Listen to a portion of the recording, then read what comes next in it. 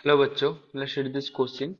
Experimental value of a specific heat are usually more than the predicted value because तो question में बोला है जो स्पेसिफिक हीट का एक्सपेरिमेंटल वैल्यू है तो उसका प्रेडिक्टेड वैल्यू से ज्यादा आ रहा है आता है हमेशा। ऐसा क्यों आता है? तो उसके लिए जो की कॉन्सेप्ट है,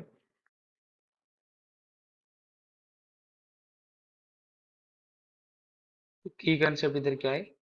तो वो की कॉन्सेप्ट ये है कि जो एक्सपेरिमेंटल स्पेसिफिक हीट को हम कैसे प्रेडिक्ट करते हैं। तो मान लीजिए स्पेसिफिक हीट अगर सी है तो एक्सपेरिमेंटली इसको ऐसे प्रेडिक्ट किया जाता है कि ये D U by D T, D U क्या, change in energy, total energy divided by change in temperature. तो ऐसे कर कर हमको हमारा निकलता है स्पेसिफिक हीट।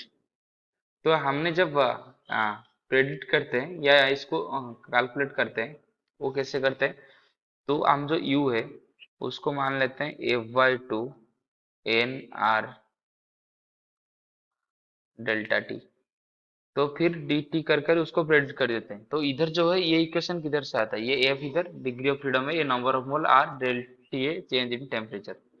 तो इसको हम generally kinetic theory of gases से प्रेडिक्ट करते हैं। तो काइनेटिक थ्योरी ऑफ गैसेस के अनुसार तो उसका हम एजम्पशन ये लेते हैं, जो यू टोटल एनर्जी है वो क्या है, बस काइनेटिक एनर्जी की हिसाब से आता है। तो जो टोटल एनर्जी हमने इसको काइनेटिक एनर्जी के बराबर ले जाते हैं, जो कि F/2 N R delta T. लेकिन रियलिटी में क्या हो रहा होगा कि जो यू है ये है काइनेटिक एनर्जी प्लस उसके साथ कुछ पोटेंशियल एनर्जी भी रहेगा जिसको हम नेग्लेक्ट कर रहे हैं हमेशा।